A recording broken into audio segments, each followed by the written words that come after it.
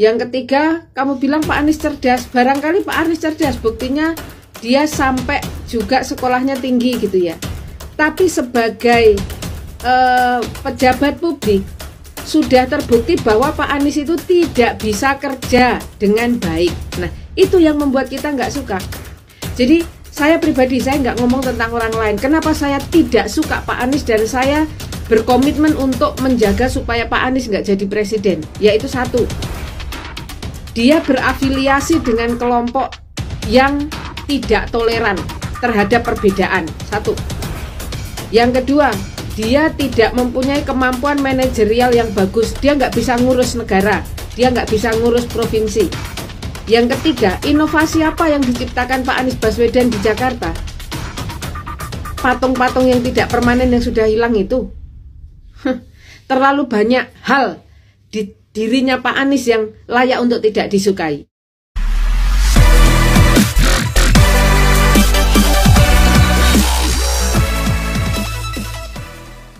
Berani mengatakan Demokrat siap membawa perubahan dan perbaikan masyarakat.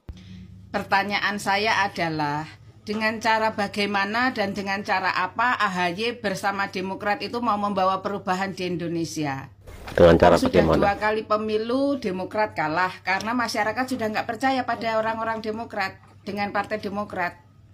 Yang kedua, AHY sampai hari ini atau Demokrat sampai hari ini belum berani mendeklarasikan siapa capres-cawapresnya.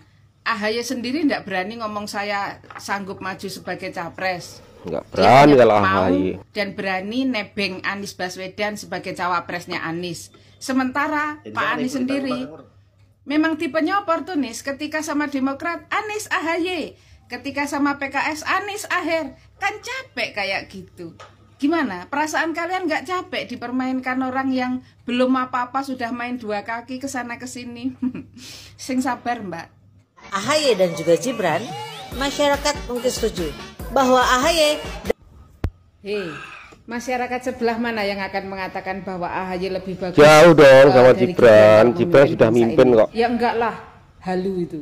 And by the way, deluded. The name is Gibran, Gibran, bukan Gibran. Lagian dalam bahasa Inggris juga enggak semua G dibaca J. Bigger, not bigger. Jangan so Inggris.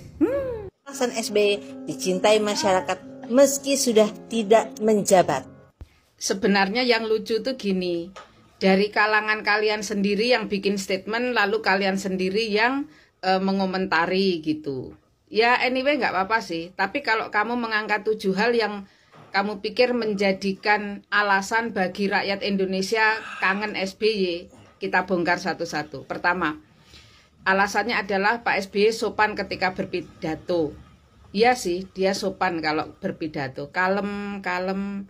Di dalam kesopanannya itu dia sering bilang, saya prihatin gaji presiden nggak naik.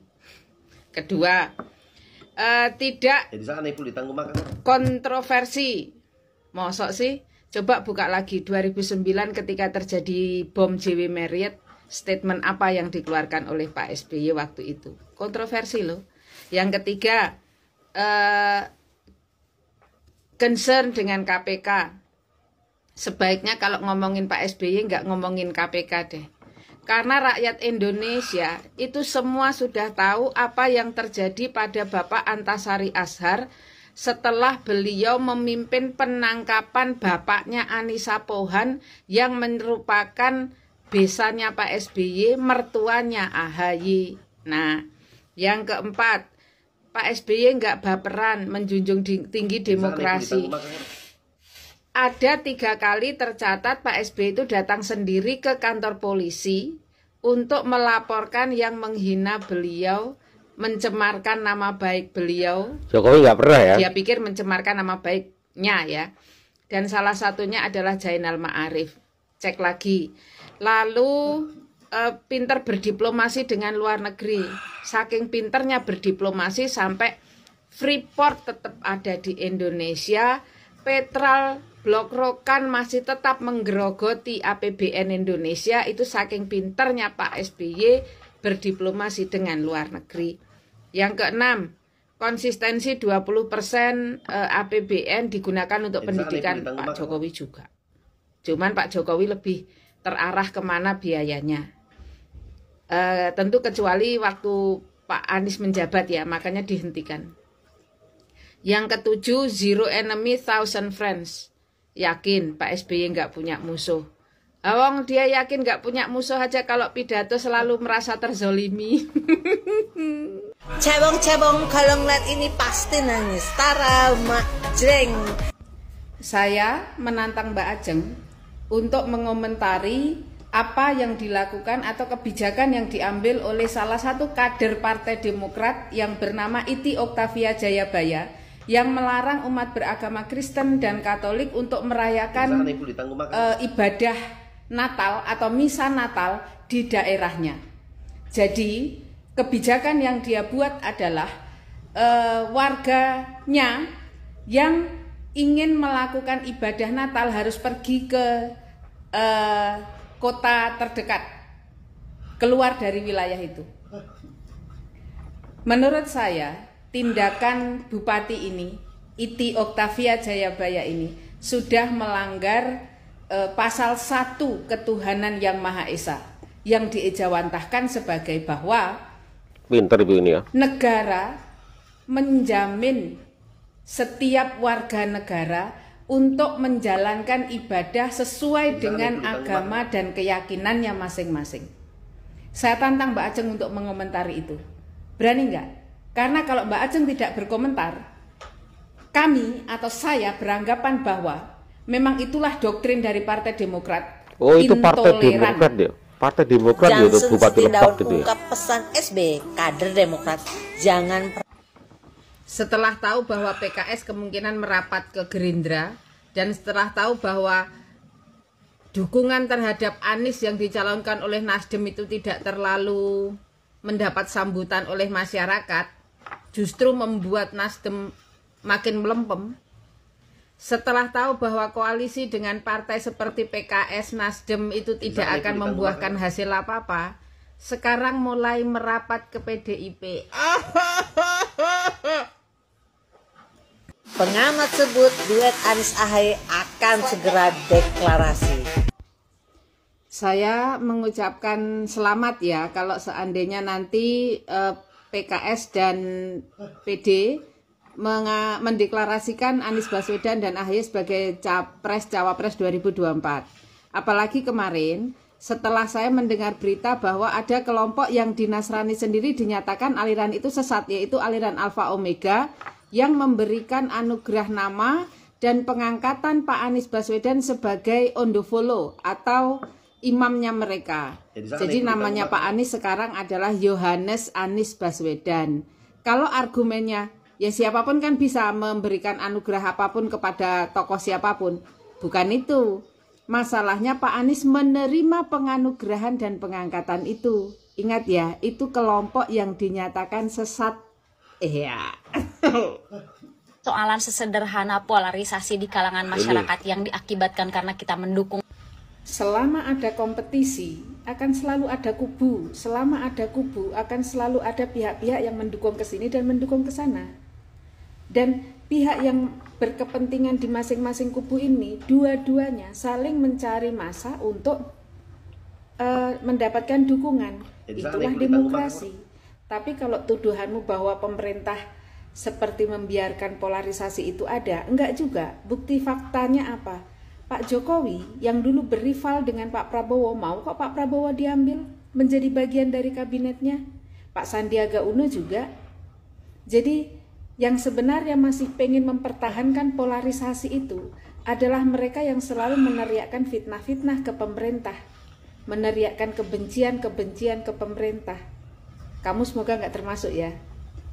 Gara-gara dia Arab atau keturunan Yaman, saya bisa simpulkan kamu framingnya terlalu sempit kalau menilai bahwa orang yang tidak suka Pak Anies itu alasannya cuma 3, yaitu karena Pak Anies keturunan Arab, karena Pak Anies Muslim, karena Pak Anies katamu pinter gitu ya.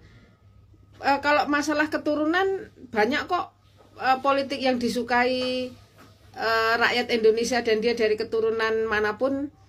banyak juga kok tokoh politik yang muslim, Pak Jokowi muslim, jadi alasan agama itu nggak tepat ya. Yang ketiga, kamu bilang Pak Anies cerdas, barangkali Pak Anies cerdas, buktinya dia sampai juga sekolahnya tinggi gitu ya. Tapi sebagai pejabat publik, sudah terbukti bahwa Pak Anies itu tidak bisa kerja dengan baik. Nah, itu yang membuat kita nggak suka. Jadi, saya pribadi, saya nggak ngomong tentang orang lain. Kenapa saya tidak suka Pak Anies dan saya berkomitmen untuk menjaga supaya Pak Anies nggak jadi presiden? Yaitu satu, dia berafiliasi dengan kelompok yang tidak toleran terhadap perbedaan. Satu. Yang kedua, dia tidak mempunyai kemampuan manajerial yang bagus. Dia nggak bisa ngurus negara. Dia nggak bisa ngurus provinsi. Yang ketiga, inovasi apa yang diciptakan Pak Anies Baswedan di Jakarta?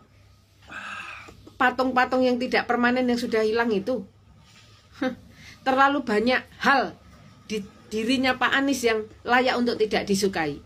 Saya balik, orang yang nggak pintar yang suka Pak Anies.